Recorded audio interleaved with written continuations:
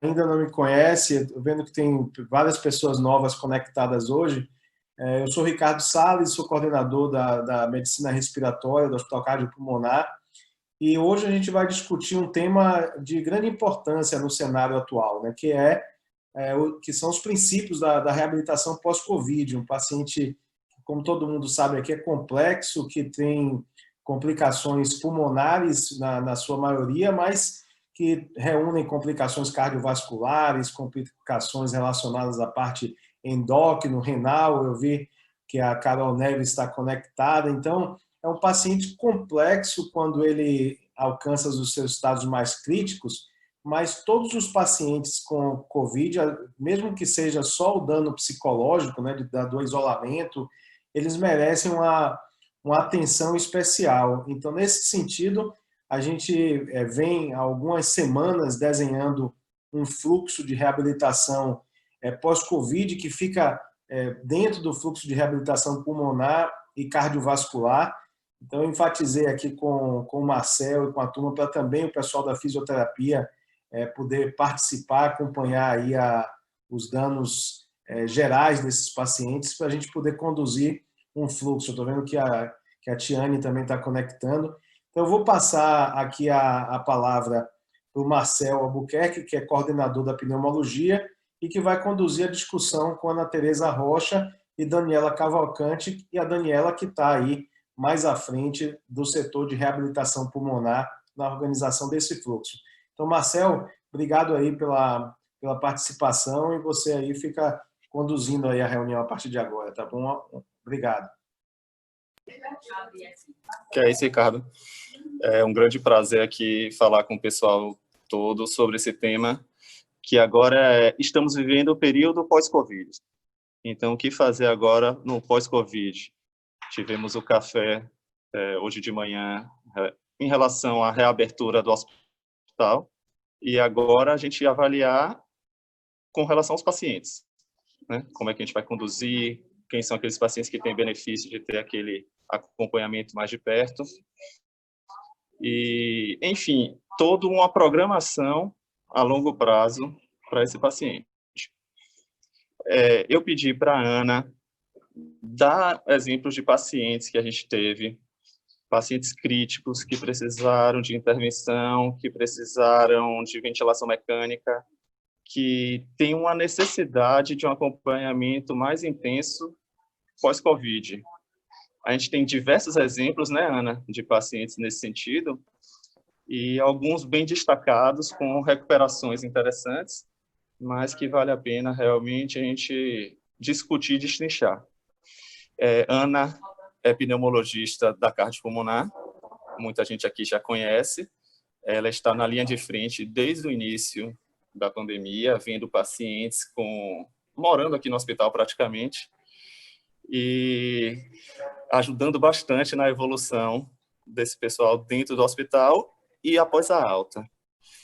E depois que a Ana apresentar esses casos, Dani vai falar um pouquinho sobre o serviço de reabilitação pulmonar como um todo, o que a gente pode fazer realmente de direcionado para o paciente COVID. E Dani também é pneumologista da casa e está responsável pelo setor de reabilitação, a reabilitação pulmonar. Então, Ana, pode já começar, já falar. Você fez alguma apresentação? Sim. Bom dia ou boa tarde a todos. Eu vou compartilhar aqui a minha tela, somente para ilustrar. Eu acho que a ideia global é falar da oportunidade de reabilitação de alguns pacientes que a gente tem visto e que, criando um fluxo, podem se favorecer bastante dentro do processo, desde do momento da internação, e a gente identificar, baseado em alguns critérios na questão da gravidade, quais seriam aqueles que potencialmente poderiam se beneficiar de uma reabilitação logo na alta hospitalar, mais ou menos intensa. Então, aqui, vocês estão vendo a tela? Sim, Ana. Okzinho? Ok. Então, a ideia geral, nesse primeiro momento, brevemente falar de alguns casos clínicos das formas graves e com internação prolongada, e depois a Dani vai falar um pouco mais da reabilitação em si.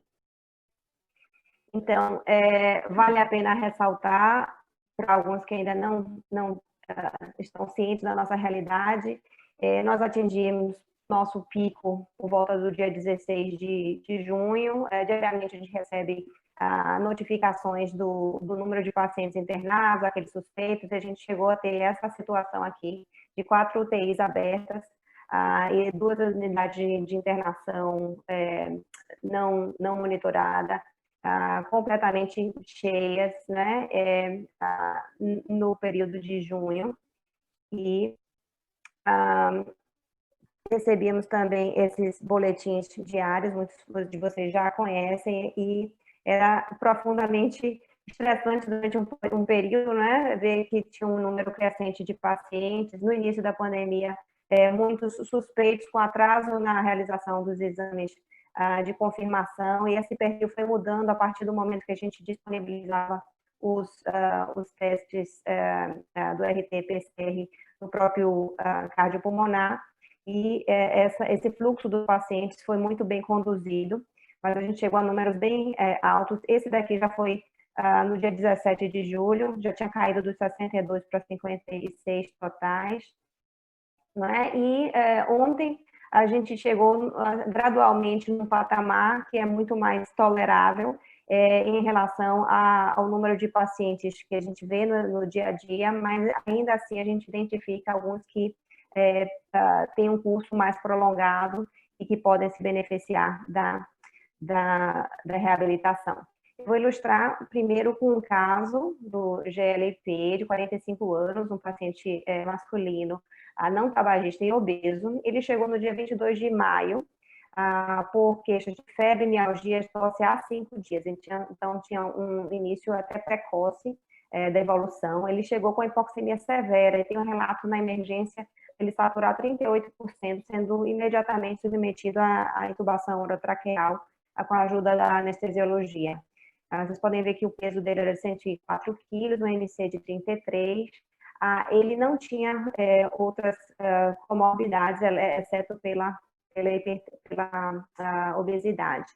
Ele estava tão grave que não teve condições de fazer inicialmente um ATC de tórax, mas tinha o RT-PCR positivo reagente, né? E os exames iniciais já mostravam alguns marcadores inflamatórios que a gente costuma avaliar sequencialmente.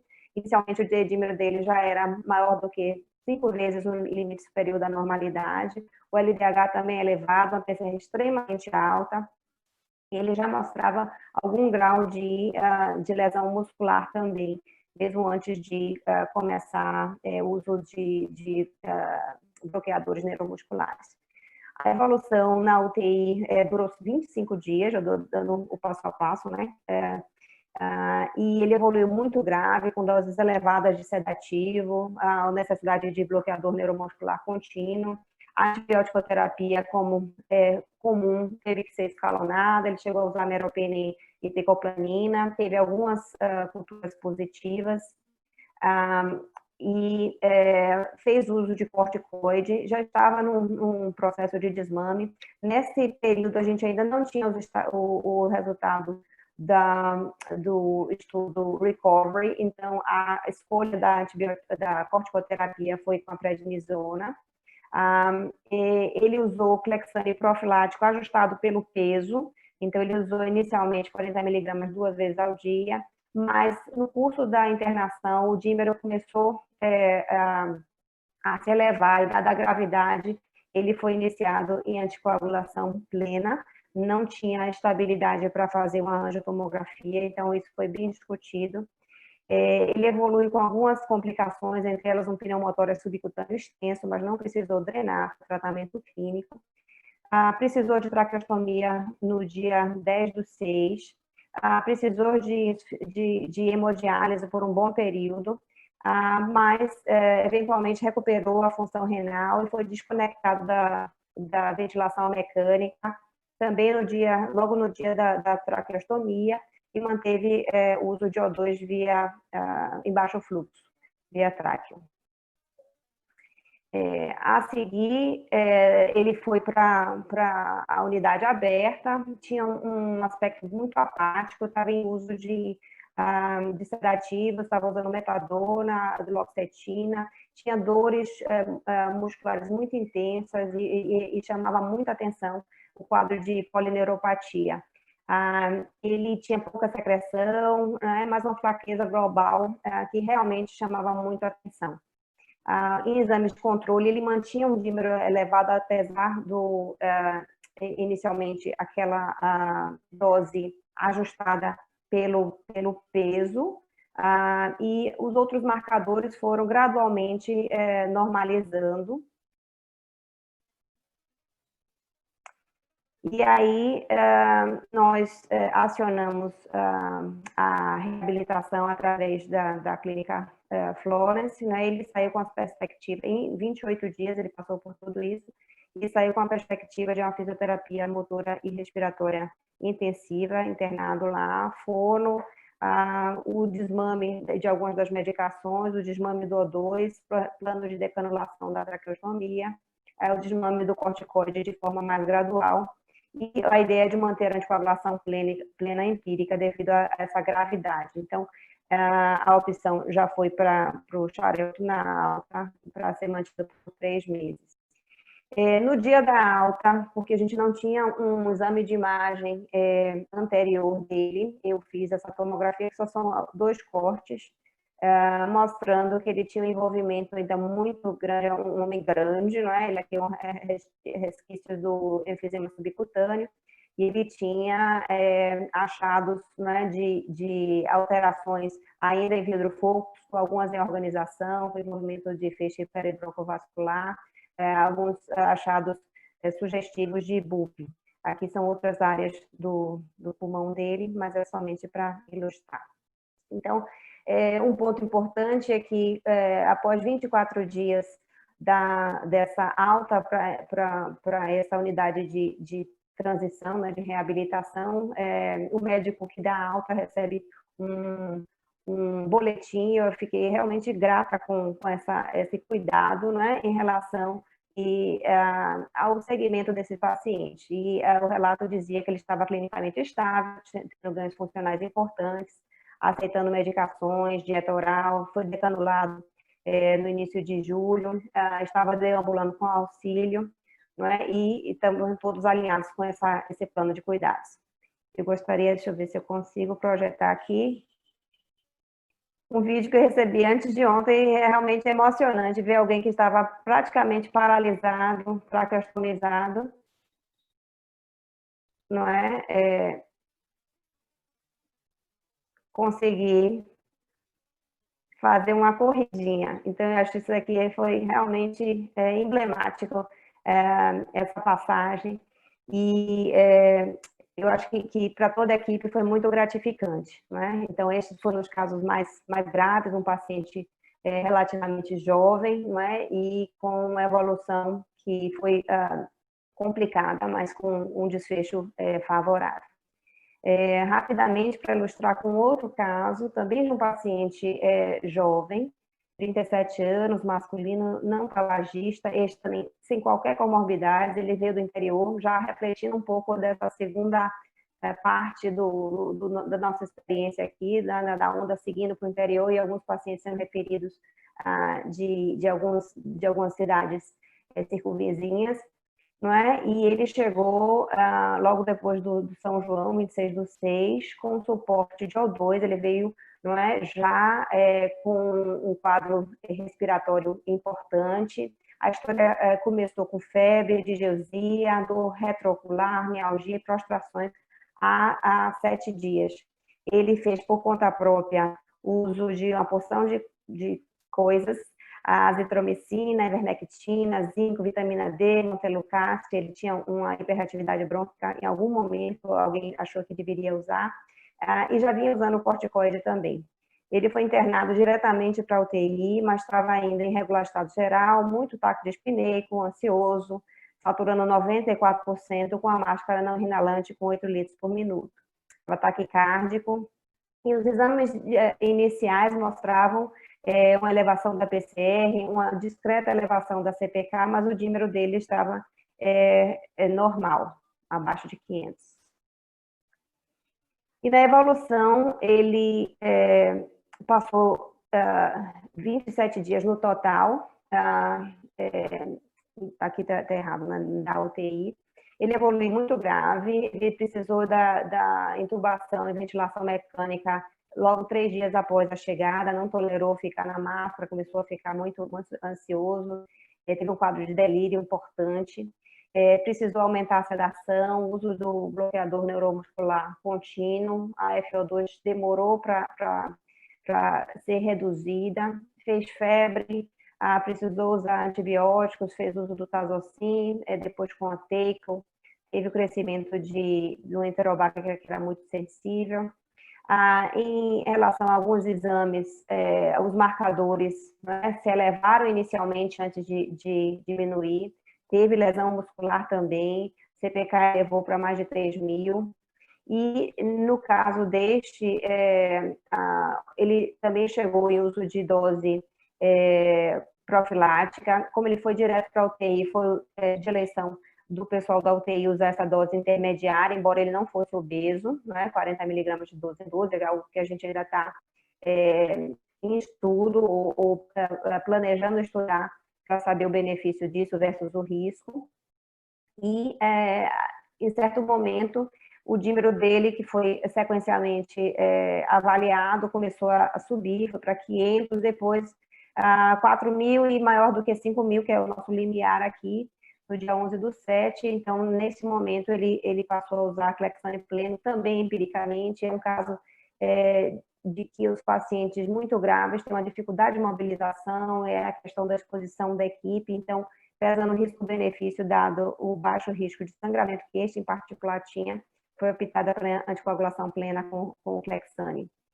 Ele foi mantido na ventilação mecânica por 15 dias e estubado no dia 13 de julho, mas ainda para uma máscara não inalante. Ele cursou com um delírio hiperativo importante, foi a razão de ele permanecer na UTI por mais tempo, né? E ele teve um início tardio do solo medrócrino, a pneumo passou a ficar mais atuante no caso, e assim, é uma das coisas que a gente tem visto, né, que eu acho que faz parte da questão do pensar na reabilitação, é a necessidade da corticoterapia, por conta não só da fase inicial, mas pela bronquiolite obliterante que muitos desses pacientes desenvolvem e que, pela nossa experiência em outras circunstâncias, responde muito bem a corticoide, talvez em uma dose mais alta do que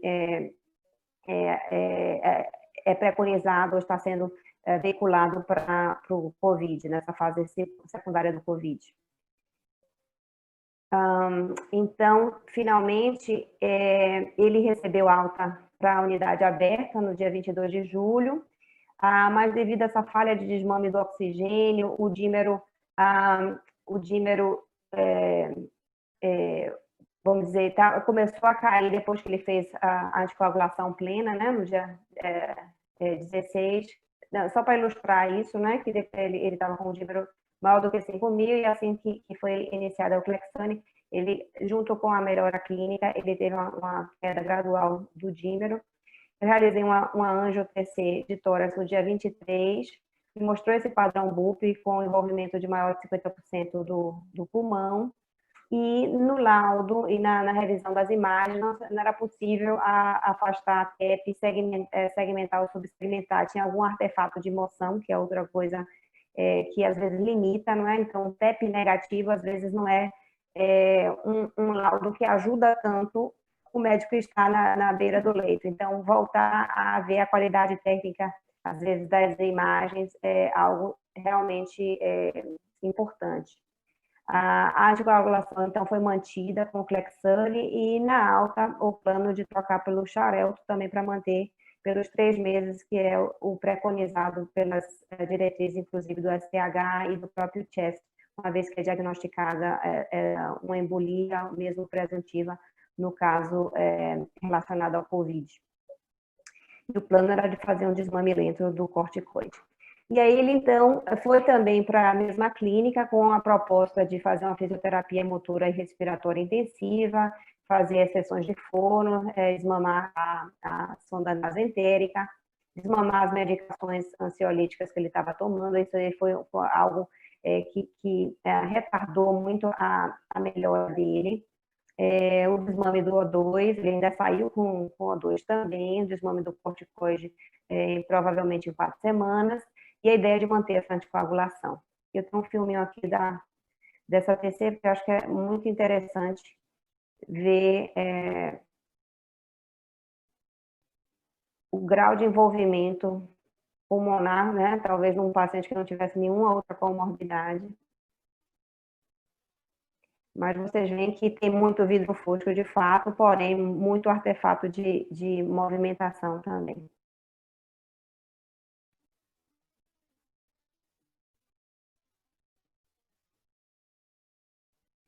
Vocês veem que eu faço a narração para não me perder, né, de tantos casos, para que a gente vá... Opa, já passou.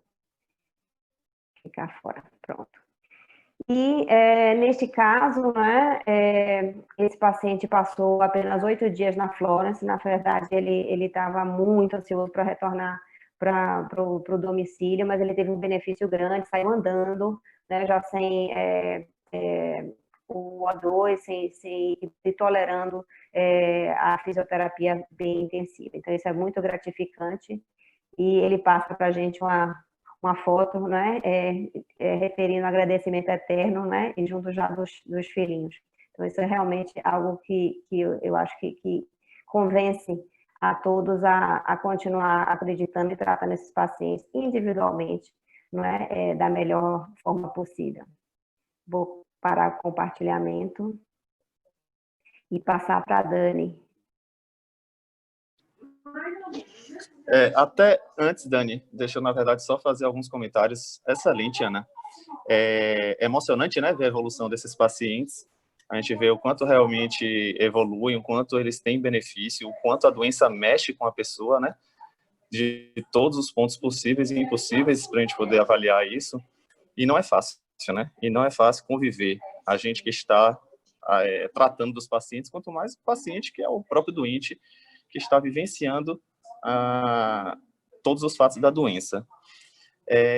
Eu queria aqui, na verdade, até antes de Dani falar sobre realmente a reabilitação em si, que a síndrome, né, pós-intensive care, né, pós passar por unidade de UTI, já é algo conhecida, né, previamente conhecida. Todo mundo sabe dos pacientes críticos que ficam em ventilação mecânica, que ficam sedados em UTI, o quanto ele leva um comprometimento, seja cognitivo, seja psicológico, seja físico entre motor e respiratório.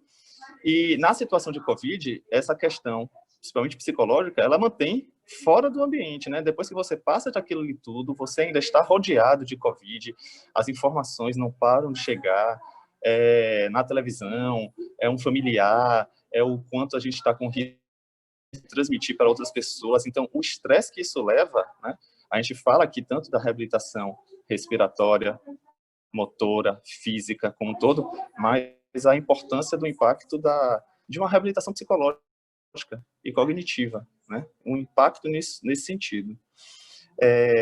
Foi descrito, né, pelo pessoal lá do Reino Unido, uma expectativa de que 50% dos pacientes internados vão precisar de algum tipo de reabilitação após o internamento. Principalmente, claro, esses casos que você apresentou, né, Ana? Bloqueador neuromuscular, ventilação mecânica, quadros infecciosos, insuficiência renal, diálise, ansiedade, delírio hiperativo. Esses aí, realmente, bem claro essa necessidade, mas cerca de 50%. E o que a gente vê, na realidade, é que a gente uma minoria dos pacientes que acabam tendo acesso a um serviço com essas características. Então, essa ideia da gente expandir esse acesso à população, a gente ver realmente quem são os que vão se beneficiar, como é que isso deve ser feito. Dani realmente vai falar um pouquinho para a gente nesse sentido. E aí, à vontade aí, viu, Dani? Se quiser já poder compartilhar sua tela. Tá joia, gente. Está me ouvindo bem?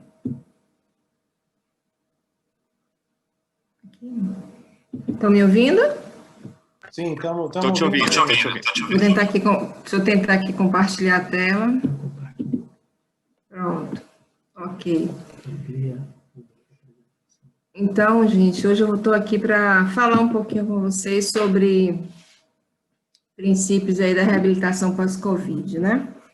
Nesse momento assim tão difícil que tem sido, como a Ana retratou. Eu acho que esses dois casos que a Ana trouxe aqui para a gente são bem ilustrativos, falam por si só da importância de uma reabilitação.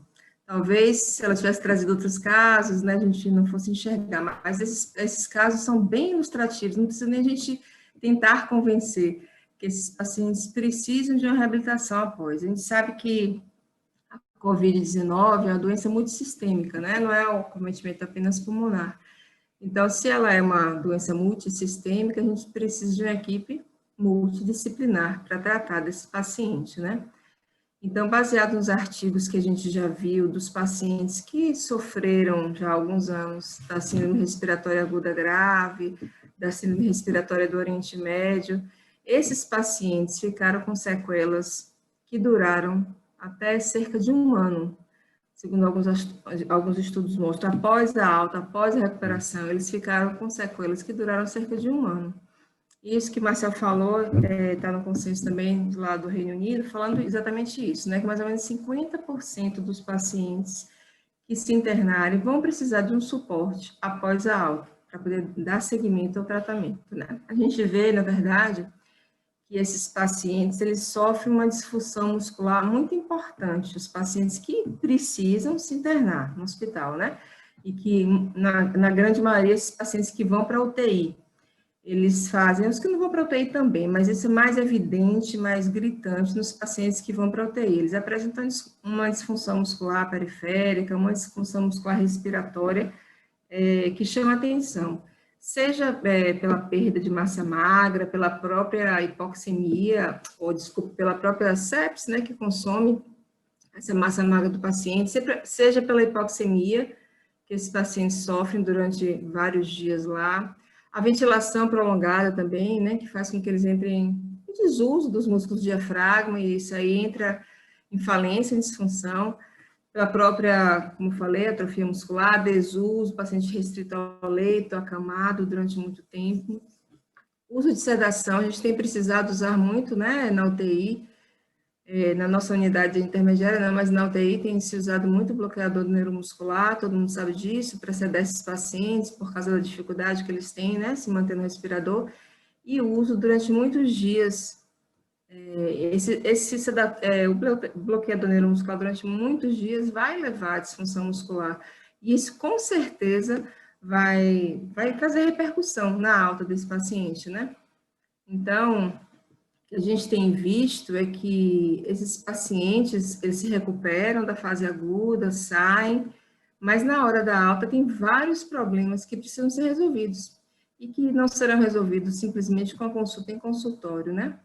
Não todos, mas muitos deles. A gente vê que, a gente tem visto, na verdade, pacientes com COVID exacerbar a insuficiência cardíaca, fazer quadro de síndrome coronária aguda, né? A gente tem volta e meia, os cardiologistas têm entrado junto com a gente nesses pacientes, porque infartou durante o internamento. Então, esses pacientes vão precisar de um acolhimento e um tratamento específico quando eles saírem de alta, porque teve um quadro agudo e precisam de acompanhamento, de segmento depois que sair. A gente tem visto eu que tenho feito consultório com esses pacientes que se recuperaram, tenho visto eles reclamarem de muita fadiga muscular, até colegas nossos, funcionários, estão trabalhando, volta e meia me procuram, falam, doutora, eu tive Covid e eu estou muito fadigada, eu não consigo ir no corredor, no final do corredor e voltar. Estão trabalhando, referindo fadiga, cansaço, isso é recorrente no consultório, a gente tem visto demais. Mialgia, toda hora chega alguém no consultório referindo muita dor, às vezes é desconforto torácico, que eles não sabem nem especificar. Eu sinto um desconforto, um peso, e não é TEP, viu, Ana? É só desconforto, mialgia e tudo. Ansiedade, nossa, eu até falei isso comentando isso com a Ana ontem, que eu não gosto de prescrever benzodiazepínico para paciente. Se eu identifico alguma coisa, algum distúrbio psiquiátrico, seja ele qual for, eu encaminho para o psiquiatra, eu não trato. Mas não passa um turno de consultório sem eu prescrever algum benzodiazepínico, pelo menos um, para algum paciente. Porque eu vejo que ele vai demorar de conseguir uma consulta com o psiquiatra e o sofrimento é grande, você vê. É muito sofrimento, muita angústia. Às vezes, vai demorar muito de conseguir uma consulta, então você já inicia um tratamento ali. Depressão também é outra coisa que a gente tem visto demais. Estresse pós-traumático, eu nunca vi tanto estresse pós-traumático como eu estou vendo agora. Esses 2 casos que a Ana falou aí, especificamente, eu me lembro bem que, perto da alta do primeiro paciente, eu fui vê-lo um dia e eu fiquei, assim, impressionada, porque ele parecia um animal, assim, acuado no quarto.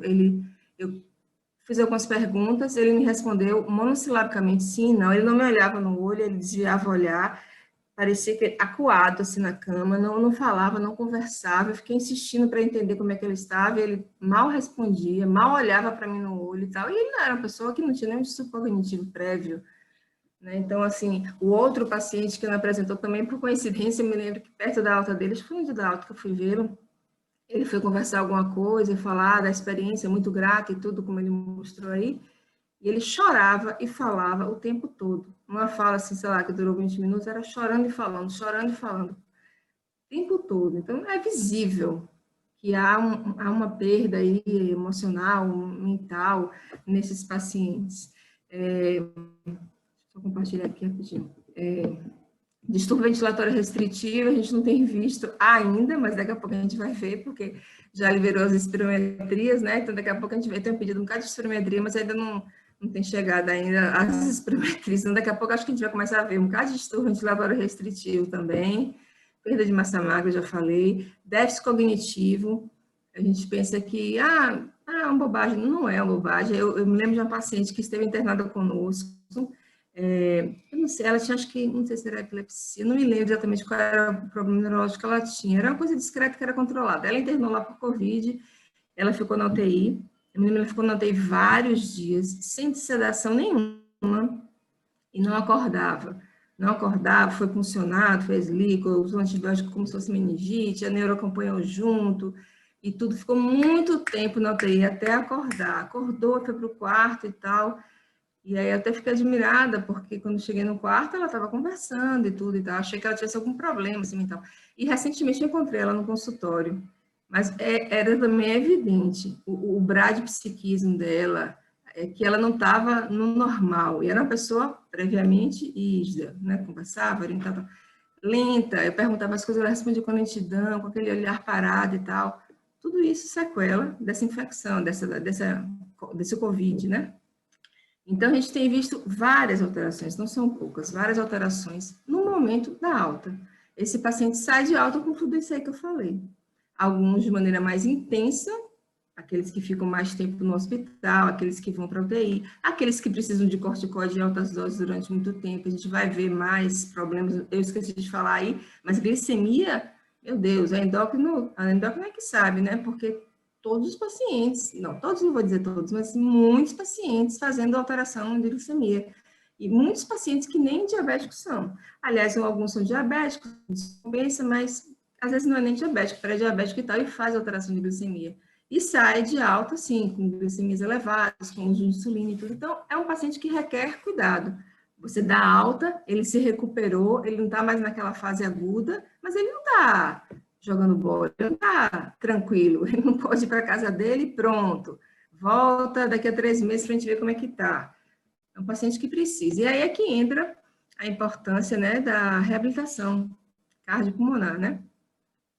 Nosso serviço de reabilitação estava fechado nesse período da pandemia, mas voltou agora, tem uma semana que já voltou. Então, é um serviço multidisciplinar, como eu falei, na verdade, a reabilitação nada mais é que uma intervenção multidisciplinar para tentar suprir essas deficiências que o paciente apresenta, que numa consulta com o pneumologista não vai conseguir suprir, né, nesses pacientes que exigem, que precisam. Então, temos 3 fisioterapeutas lá no serviço, que são dedicação exclusiva à reabilitação, amam o que fazem. temos eu de pneumologista, temos 2 cardiologistas, as fisioterapeutas Emaeve, Thaísa e Cristiane, eu de pneu, temos 2 cardiologistas, Gustavo e Rite, temos a nutricionista, Cláudia Daltro, e temos Juliana Suzin para os casos também que precisam de suporte psicológico para esses pacientes. No pré-reabilitação, né, passa pela equipe médica para avaliar, os cardiopatas vão para os cardiologistas, os pneumopatas vão para mim, a gente faz uma avaliação prévia, solicitamos uma ergospirometria para a gente ter uma noção de como é que esse paciente está, para poder calcular qual é a frequência cardíaca ideal desse paciente, se ele tem alguma alteração dinâmica do segmento ST durante o esforço físico, para afastar os riscos. Pacientes que têm um risco cardiológico evidente, a gente pede complementação de exames, passa pelo cardiologista, vai fazer cintilo, se ele fez CAT ou a necessidade de CAT, é avaliado também para ter segurança de encaminhar esse paciente para o exercício físico. E baseado nisso é prescrito, após essa ergospirometria, é prescrito a série de exercícios físicos que esse paciente vai fazer. O cerne da reabilitação é esse treinamento físico, né? Na tentativa de melhorar essas condições orgânicas que eu falei. Mas o ganho é muito mais do que isso, né? Há um ganho muito sistêmico, porque você está num ambiente onde todas as pessoas têm algum problema de saúde. Todas as pessoas têm uma doença, de alguma maneira, limitante ali, né? Que estão dificultando a vida deles, social. Então, só isso, por si só, você vê pessoas iguais a você tentando melhorar, fazendo atividade física e tudo. Isso, por si só, já melhora a disposição desse paciente, já melhora a autoestima dele, já melhora até o humor dele mesmo, porque ele vê que ele não está sozinho e que igual a ele tem algumas pessoas, e tem outros até piores do que ele, e tem outros melhores do que ele vai querer chegar lá e tudo. Então, isso por si só é um convívio. Tem alguns pacientes que ficam na reabilitação durante muito tempo, porque a reabilitação se propõe a reabilitar e depois o paciente retornar para suas atividades, para fazer uma atividade física fora e tal. Mas tem muitos pacientes, principalmente os da cardiologia, que eles ficam lá o tempo todo, eles querem fazer academia lá, eles não saem, e amam, né? Os pacientes que estão lá há muito tempo adoram os fisioterapeutas de lá, são apaixonados pelas meninas e ficam fazendo maior propaganda, aí tem caminhada no final do ano e querem estar juntos, tem festinhas durante o ano para comemorar as coisas e tal, vira uma família, um grupo de convivência, um grupo de interação. Além disso, eles se sentem seguros, porque o que a gente vê, muitos desses pacientes que têm algum problema, uma cardiopatia, uma pneumopatia, eles vão fazer uma atividade física numa academia, ou em qualquer lugar, e o que acontece é que o educador físico fica com receio, porque ele tem uma doença, de trabalhar, colocar ele para fazer uma atividade física mais intensa, e acaba que não faz, né, o exercício físico adequado. Fica sempre fazendo menos, então aquele paciente não é condicionado, não trabalha, sempre pegando leve demais. Ou o outro extremo, não, bobagem, você tem que forçar mais um pouquinho, você está muito mole e tal. E acaba que força, passa do limite. Por isso que a importância da avaliação médica, a ergospirometria, para entender com segurança qual é a faixa que esse paciente tem que estar, a frequência cardíaca mínima, a frequência cardíaca máxima, e daí a fisioterapeuta respeita isso, eles se sentem muito seguros, porque durante toda a atividade física, tem a fisioterapeuta que está medindo a frequência cardíaca, verificando a oximetria desse paciente, verificando a pressão desse paciente, antes, durante e depois. Então, dá muito conforto, dá muita segurança. É por isso que muitos deles não querem sair, ficam fazendo academia lá na reabilitação, porque se sentem seguros ali, se sentem confiantes e seguros para continuar fazendo atividade física. Sem falar que o suporte nutricional também é algo muito importante, porque a gente vê, estou falando agora do pós-Covid, que é evidente, essa perda de massa magra e tudo, mas tem várias outras situações clínicas que o paciente precisa desse suporte nutricional. Estão emagrecidos, precisa aumentar a massa magra, porque senão não aumenta, né? Não melhora a capacidade cardiorrespiratória, precisa ter mais músculo e tudo. Então, a nutricionista é importante nesse sentido para prescrever uma dieta. Tem outros que precisam perder peso, tem uns que precisam aumentar o peso, aumentar a massa magra. Então, o nutricionista tem um papel especial nesse momento também, desses pacientes, na condução e avaliação desses pacientes. A psicologia também, ela não fica inserida dentro do nosso contexto, mas temos a psicóloga Juliana Suzin também nos pacientes que precisam de um suporte psicológico também disponível para nos ajudar, sem falar na própria educação. Um paciente que tem uma doença crônica, quanto mais imbuído de informação que ele tiver sobre aquela doença, no caso, especificamente agora que eu estou falando Covid, não é uma doença crônica, mas são algumas sequelas, como eu falei, que vão durar durante algum tempo. Então, subaguda, vamos dizer assim, subcrônica. Então, esses pacientes, na verdade, eles precisam, quanto mais educados e quanto mais informação eles tiverem sobre o seu estado de saúde ou o seu estado de doença, melhor para eles. Primeiro que desmistifica muitas coisas, né? Quando você vê pessoas iguais a você ali se exercitando e tudo. E segundo que instrui. E as fisioterapeutas têm um papel também importante, muito importante, porque elas ensinam muita coisa como conservação de energia para atividades físicas diárias. Os pacientes cansam demais quando vão tomar banho, cansam demais quando vão se trocar. Estou falando agora especificamente dos pacientes com DPOC. Então, elas ensinam muitas coisas. Sente, calce assim, tome banho, bote um banquinho dentro do banheiro. Coisas simples que a gente pensa, que bobagem, isso é banal. Mas não é banal, porque na vivência dele diária, ninguém nunca falou, ninguém nunca ensinou, ninguém nunca parou para explicar. Então, as fisioterapeutas fazem esse trabalho de reeducação das atividades cotidianas, até convencimento mesmo das limitações, porque às vezes o paciente precisa entender também que tem algumas limitações. Eu estou falando mais dos pneumopatas crônicos, que eles têm algumas limitações e administrar melhor isso. Então, são muitos ganhos, além de fazer o exercício em si, que eles têm estando inserido nesse programa de reabilitação mesmo, cardiopulmonar, muito além do condicionamento cardíaco e do treinamento de força muscular respiratória, né? Aí é uma foto do nosso serviço, né, que a gente voltou agora, funcionar, como eu falei, né, nessa semana. Estamos respeitando, na verdade, assim, só para tornar mais didático, né, a reabilitação tem como objetivo minimizar os sintomas de cansaço, de fadiga, aumentar a performance do exercício, promover essa autonomia que eu falei, essa independência do paciente, aumentar a participação dele nas atividades cotidianas, melhorar, por consequência, a qualidade de vida dele, aumentar a eficácia das mudanças de comportamento a longo prazo. Isso serve mais para os pacientes, como eu falei, né, os que têm DPOC, os que têm bronquiectasias, que precisam de algumas mudanças de comportamento para poder conviver melhor com a sua doença, né?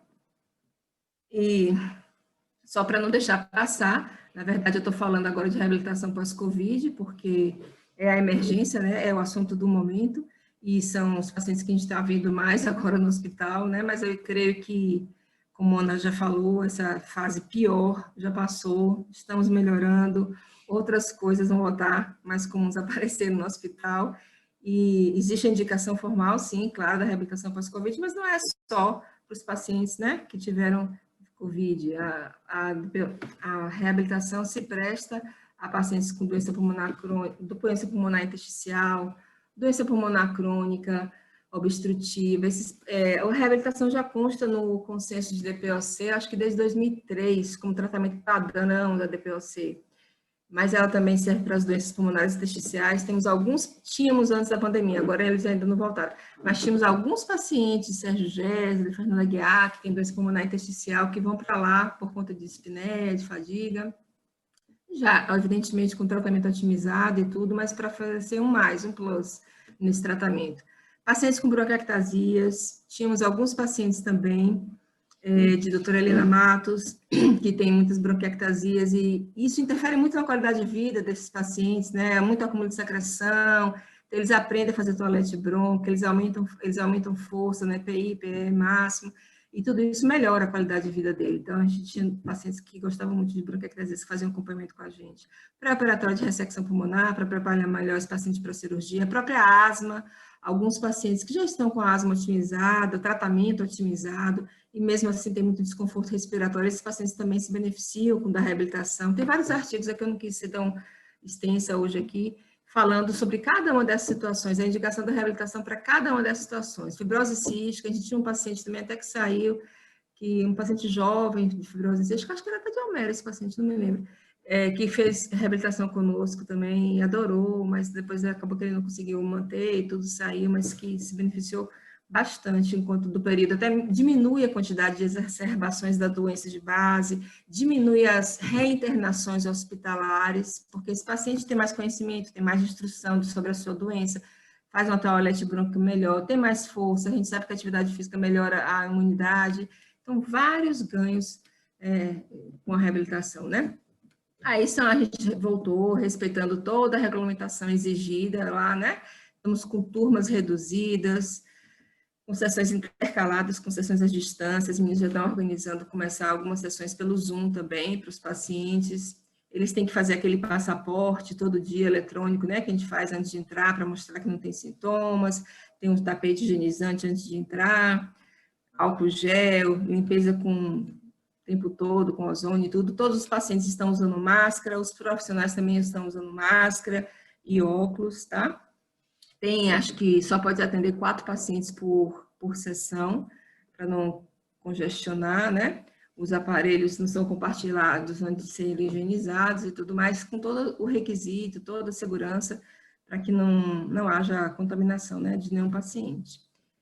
Então, era basicamente isso que eu tinha que compartilhar com vocês, a importância, né, da reabilitação. Esses pacientes que a gente vai dar alta agora, voltando para o Covid, vão sair de alta, muitos deles com muitos problemas. E a gente não vai conseguir no consultório resolver todos esses problemas. Então, aí é que entra a reabilitação e que vocês fiquem ligados nisso, prestando atenção, que tem vários pacientes que têm indicação formal para fazerem parte de um programa de reabilitação. Era isso que eu tinha para compartilhar com vocês.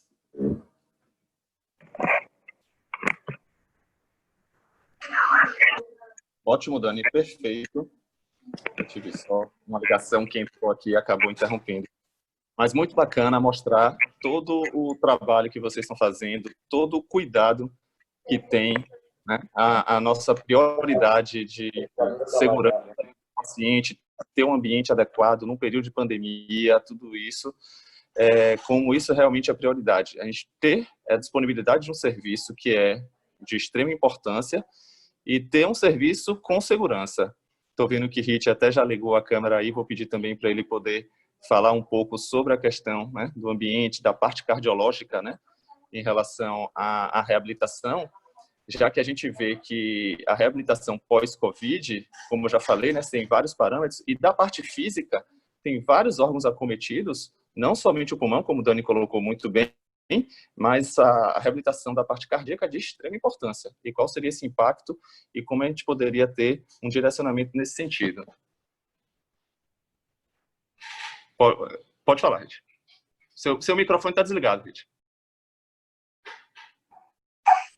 Gente, boa tarde, excelente. Primeiro, parabenizar a iniciativa, Ricardo, Marcel. As sessões todas têm ocorrido aí sexta-feira, faça chuva, faça sol, né, Ricardo? É um exemplo aí. E as apresentações de Ana e de Dani. Então, como o Dani bem mostrou, né, a gente teve parado o serviço de reabilitação nosso da cardiopulmonar, já são 5 anos do serviço de reabilitação cardiovascular, pulmonar e metabólica. O Dani mostrou bem a estrutura. Nós agora tivemos parados nesse período da pandemia, até porque a nossa equipe, tanto a equipe médica, mas principalmente a equipe de fisioterapia, atuou aqui no hospital. Agora que as coisas estão mais tranquilas, a gente reabriu, né?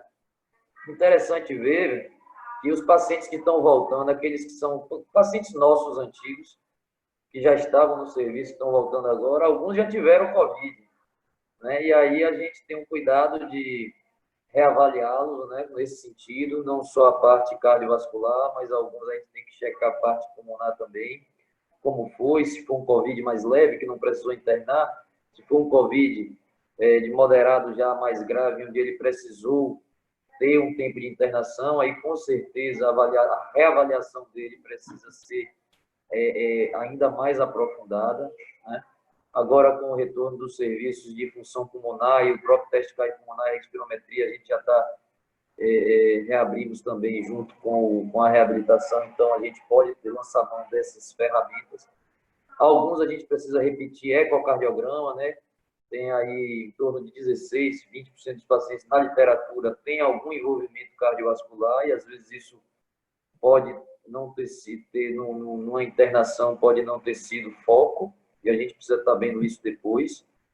Então, é assim que a gente está fazendo. Então, todos os pacientes passam com a equipe médica, mesmo os que já estavam, estão agora passando de novo na avaliação médica, e aí a gente faz essa triagem. Interessante ver que eu acho que uns 30% ou mais já tiveram Covid, os que estão voltando. É interessante esse fato. Perfeito, Rich, perfeito. Ricardo, desculpe, eu te interrompi. Pode falar. Não, eu ia o que o Rich estava comentando, que essa questão aí do paciente pós-Covid, houve aí durante algum tempo uma preocupação, né, Rich, dos pacientes que tiveram Covid, de estarem no mesmo ambiente, mas a gente sabe que, de forma geral, os pacientes são imunes e não tem risco nenhum de transmissão, então acho que essa informação precisa ser passada adiante por todos os times, né, até para poder fortalecer a vinda. E o que você estava comentando comigo, Rich, a importância de que na alta ou nos consultórios, né, tem muitos pneumologistas aqui conectados, fazer a recomendação dos pacientes irem para a reabilitação, né, para a questão de encaminhamento e esses pacientes saberem que o serviço está disponível. Uma pergunta hoje que eu fiz no café da manhã foi sobre a questão do hospital já estar em total vapor, né? E todos os serviços do hospital já estão reativados. Existe apenas uma questão de turno no centro médico, que não é por questão de fluxo do Covid, mas pela questão de quantidade mesmo. Então, o hospital já está a todo vapor e indicar o serviço e trazer esses pacientes para a reabilitação é de suma importância. É isso que eu queria reforçar aqui. Era exatamente nesse sentido que eu ia focar, Ricardo. A gente realmente teve, como o Rich falou, a gente teve que manejar os nossos integrantes para a nossa situação de crise. Agora, com a reabertura, com o novo normal, a gente tem que dar a oportunidade de um serviço essencial nesse momento, né? Então, garantir a segurança, garantir... É interessante que as academias ainda não chegaram no momento de abertura, né?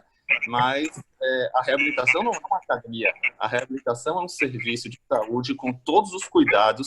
Dani citou aí, e te pode frisar até nesse sentido, para a gente ter o ambiente com espaçamento adequado, com a higienização adequada, tendo algo seguro, tanto para os pacientes quanto para os próprios integrantes, a equipe que está lá tratando desses pacientes.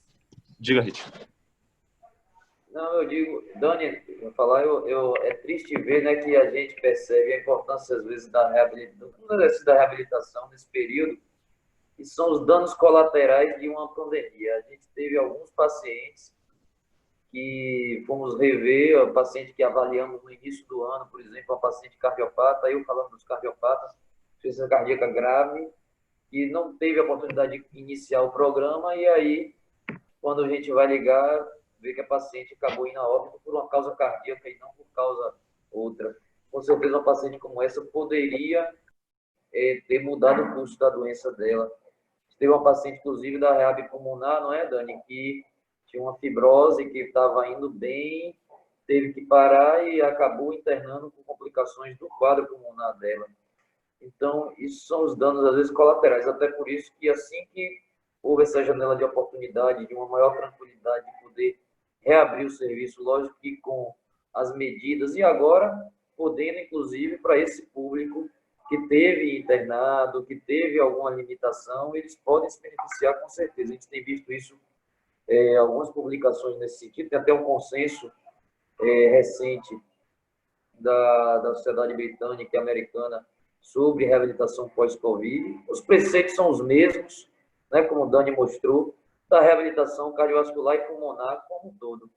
Então, o paciente sai de alta, ele vai fazer fase 1, 2, ainda com fisioterapeuta, às vezes em casa. A partir do momento que ele possa vir para o serviço, ele vai fazer os exercícios que são os mesmos que a gente faz na reabilitação pulmonar. Não é fisioterapia respiratória, é exercício. Esteira, bicicleta, ele vai fazer exercícios com pesos, né, nos equipamentos. E aí esse espaçamento permitiu muito isso. Os pacientes, eles não se cruzam, fica cada um no seu quadrado, né, Thaís? A Thaís está aí, Cris também, eu acho, o Maeva não vi, né, Dani? Cada um lá no seu quadrado. Terminou a sessão, vão embora, higienização, e aí segue com a rotina. Hein, Dani? Se deixar eu falar, fala um bocado, viu, que eu gosto de falar, viu, Dani? Eu sei, Então, isso ele tem uma mesmo. Você pergunta falou aqui, tudo aí. como você orienta a ponte para a reabilitação logo após a alta? Uma Eu das pessoas que vi. está acompanhando está perguntando. Você Na poderia... verdade, esse paciente tem que se dirigir ao prédio do consultório, né, da cardiopulmonar, vai no mezanino e lá tem o serviço, tem o setor de reabilitação. Ele vai no mezanino, lá tem uma secretária e ele vai conversar com o Margarete, vai marcar uma avaliação com o médico. Se ele for um doente pneumopata, vai fazer avaliação pré-reabilitação comigo, se for cardiopata, ou com Rit ou com Gustavo Feitosa. E daí, na avaliação, a gente vai ver alguns exames que ele precisa, certamente uma ergospirometria, talvez um acintilo, talvez um eco, aí depende da situação. E depois ele é avaliado pela fisioterapeuta, para ela ver se tem algum problema ortopédico, fazer alguns testes, daí ele já escolhe os dias e os horários e começa a fazer o pacote de reabilitação. Eu queria aproveitar, Coisa, viu, Dani, que a Carol Neves está conectada e tem aí uma percentagem dos pacientes que tem complicação renal também, né? Aqui, qual a percentagem dos pacientes que ficaram em diálise e que tipo de recomendação da parte nefrológica existe? Carol, está nos ouvindo aí? Ricardo, eu sou radiologista. Eu sou a outra, Carol. Para falar. É a outra Carol. Viu, Carol? É a outra, viu? Você tem que colocar a classe aí, viu? Radiologista. Você vai falar do vidro fosco, Carol. Fala aí a porcentagem. Você deu o Ibope agora para nefrologia, porque você é homônima. Se eu botasse aqui o Ricardo Salles somente, eu achava que o ministro do Meio Ambiente estava conectado. Né? Exato. Tudo bem, Carol. Olha, e aí, nesse sentido, Carol, viu aqui as complicações que a Ana Tereza mostrou aí imagens de vidro fosco que devem permanecer, né? E essa correlação aí, existe algum consenso da radiologia hoje com relação ao exame de imagem para esses pacientes pós-Covid? Quando que a gente precisa fazer ou deixar de fazer imagem nesses pacientes, ou será que nem precisa? Eu acho que ainda é precoce ainda para a gente falar sobre isso. Tem alguns trabalhos preliminares que estão mostrando que pacientes com achados pulmonares mantêm esses achados até 3 meses aproximadamente após Covid, entendeu? Então, eu estou vendo, está chegando muito paciente para mim, atualmente, para eu laudar, de exames de pacientes que têm 30 dias de alta, 45 dias de alta, então não faz sentido, a gente tem que aguardar mais um pouco, né? E deixar pelo menos 3 meses para a gente saber o que se vai realmente mudar, né? A condição radiológica desse paciente. Agora, também lembrar que nos casos mais simples, eu acho que não tem necessidade de segmento, né? Dos pacientes que tiveram quadros leves, onde não houve mudança de padrão da doença, enfim, eu acho que não tem muito sentido, mas eu acho que talvez os pacientes mais graves, pacientes que foram para ventilação mecânica, no caso, pacientes como esses aí, que ficaram muito tempo em ventilação mecânica, esse paciente sim vale a pena seguir, porque a gente não sabe ainda o que é que vai acontecer, né? Se esses pacientes vão evoluir para algum nível de fibrose, né? Eu acho que é por aí. Oi, Carol. Ana está querendo comentar. Oi, Ana. Saudade de você, Carol. Eu também. Você está fazendo muita falta. Então, eu acho que esse ponto que você trouxe aí é bem importante. Customizar, não é, esse segmento do paciente, essa coisa do protocolo com 6 semanas, 8 semanas, eu acho que é muito preliminar e provavelmente errônea. Num paciente grave, é pertinente a gente fazer um segmento, não é até para ver complicações mais crônicas, mas o que eu estou vendo é muito paciente com formas leves e múltiplas tomografias, e isso gera um estresse adicional. Eu ainda tenho um vidro fosco, eu ainda tenho algo. Hoje eu acabei de ver um paciente que está no 15º dia de sintoma, absolutamente nenhuma comorbidade, e já fez 3 tomografias em função do Covid. Então, isso é muito preocupante, principalmente pacientes jovens, né, mulheres, enfim, é algo preocupante. Mas essa é a realidade mesmo, o que a gente está vendo é isso mesmo, né? E o pior, que muitas emergências, o paciente ser, assim, é dito a ele que ele deve voltar para fazer algum exame daqui a alguns dias, entendeu? E ele retorna para o ambiente de emergência e faz exame, entendeu? E o paciente não tem nem nada assim tão significativo. É a questão realmente mesmo do entendimento da doença, do medo que a doença tem, que a doença causa nas pessoas, né? E elas voltam com medo e acabam fazendo exame, e aí repete, enfim. Eu acho que é um outro problema que a gente vai ter que tentar lidar da melhor maneira possível, mas está difícil. Apesar do Colégio Brasileiro de Radiologia ter as recomendações, né? Baseado no RCNA americano, né? Mas ainda a gente não consegue, né, convencer. Mesmo que a gente coloque no laudo, eu costumo até agora colocar algumas sugestões de que não há necessidade de repetir, tá? Algumas coisas assim, mas a gente vê que o paciente retorna e faz exame de novo. Posso fazer um comentário, gente? Eu queria falar. Fale. Fernanda. Fale, tudo bem? Cheguei um pouquinho atrasada, mas assim, só concordando também com tudo que já foi dito, recentemente a gente participou de um encontro aí com o pessoal do interstício, né, franceses, os italianos, enfim, que estão um pouco na frente, né, estiveram na frente da gente em relação à pandemia, para falar justamente de como lidar com esses pacientes, para ver quem ia ficar com sequela, né, sobretudo sequelas crônicas, mas lembrar que doença de via aérea também, foi uma coisa que a gente viu em H1N1, e que para a gente ficar atento, que não é só sequela fibrótica, tá? E talvez um protocolo incluir o corte respiratório, para ver também quem pode evoluir com doença de pequena via aérea, como sequela da infecção. Mas o foco realmente é doença moderada, grave, tá? E a tomografia não antes de 3 meses. Isso é uma coisa que fica mais arrumada, assim, justamente pelo que a Carol já comentou, tá? A gente faz a primeira avaliação aí pós-alta, avaliação clínica, às vezes até funcional, né? Espirométrica, para ver como o paciente está, mas imagem não menos de 90 dias. Ok? Então, acho que isso começa a ficar mais ponto pacífico, que imagem antes disso não ajuda. A gente só está gerando mais exame de forma desnecessária. E a proposta de acompanhar os pacientes que, com 90 dias, têm alteração, de novo, com 6 meses, né? 3 meses depois. Tá certo? Só para repartir com vocês essa discussão que rolou nesse meeting. Excelente, Nanda. E assim, é muito difícil. Aproveitando aí a Larissa conectada, eu vi que vocês citaram a ergoespirometria e eu queria aí fazer uma pergunta mais no sentido geral, mesmo a recomendação geral, ergoespirometria versus pletismografia. Qual é a diferença desses exames aí, Larissa, quando você vai checar a função pulmonar? Para a gente ir aqui para os últimos minutos da conversa e deixar o Marcel fechar. Larissa, está nos ouvindo? Ricardo, cortou aqui é que eu estou dentro do carro, estava dirigindo, parei o carro agora. Cortou a ligação, cortou o fone, não consegui ouvir direito, não. Na checagem da função pulmonar, foi citada aqui a ergoespirometria. Ela é suficiente na avaliação geral da função pulmonar? Ou nesse paciente pós-Covid existe alguma outra checagem importante que precisa ser feita? Eu vou mudar de lugar aqui, já eu falo que mudei de lugar. Eu não estou ouvindo o que vocês estão falando. Só um minutinho, eu vou mudar de lugar aqui e já falo oi aqui, rapidinho.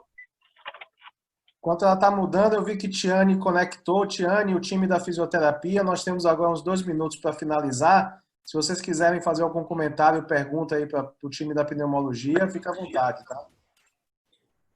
Eu queria primeiro, boa tarde, né, a todo mundo.